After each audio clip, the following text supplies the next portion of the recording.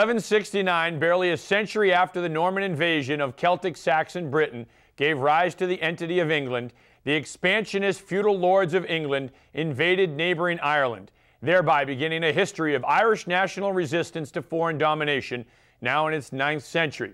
For the first 450 years after the invasion, a Hibernicized Anglo-Irish aristocracy administered the area of Dublin and its surrounding Pale, the ring of land around Dublin within which the English were able to enforce their rule, while traditional Irish chieftains received feudal titles from English overlords, but maintained a semblance of native Irish society. Periodically, the Irish clans rose in revolt against the English domination, the last and most dramatic being the insurrection of the O'Neills of Ulster against Queen Elizabeth I during the 1560s.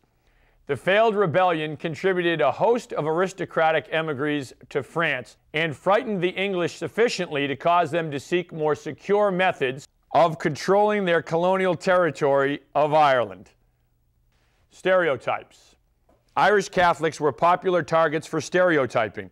According to historian George Potter, the media often stereotyped the Irish in America as being boss-controlled, violent, both among themselves and with other ethnic groups, voting illegally, prone to alcoholism, and dependent on street gangs that were often violent or criminal.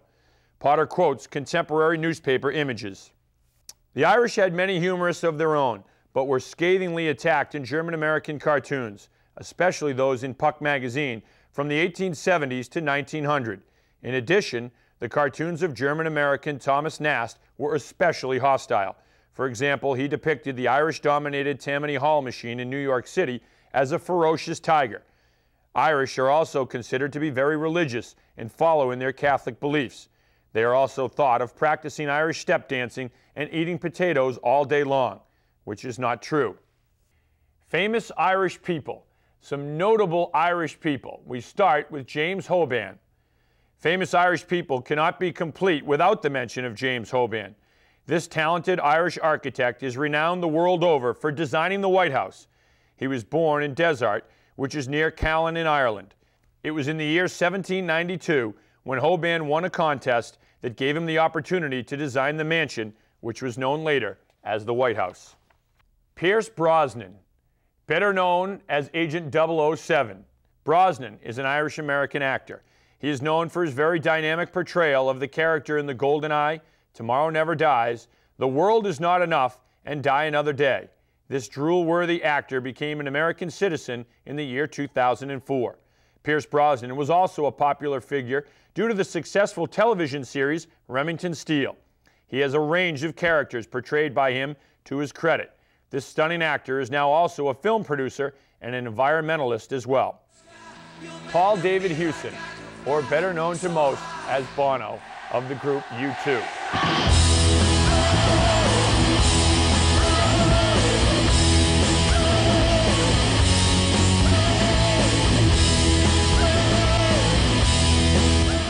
He was born in Dublin, Ireland. The Irish band U2 has had many smash hits to their credit. Bono is also the creative head behind the lyrics of the songs.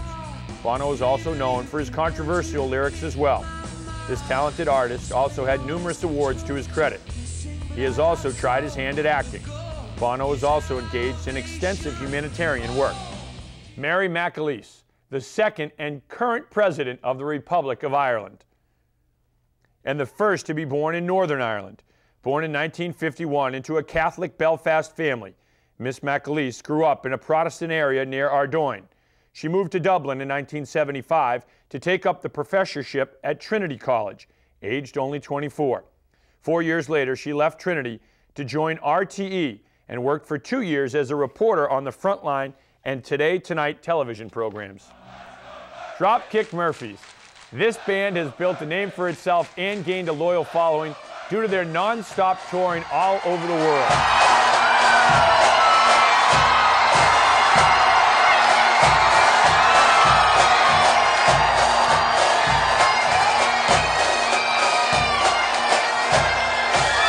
The Murphys are certainly famous for their St. Patrick's Day weekend shows, which are held in and around Boston. Dropkick Murphys also supports unions, and some of their songs reflect this. The group is also well known for their patronage of the Boston Red Sox and the Boston Bruins. Ireland is known for a lot of notable things that have happened on or around the country, such as the potato famine. But some things that Ireland is better known for: the Blarney Stone. The Blarney Stone is a block of blue stone built into the Blarney Castle. Hold the video and I'll take your picture. Keep on rolling. Lie back now, hold the bars. Slide away down and watch your head. Heidi ho. Yeah. Go on down. No, go on down, Heidi. Yeah.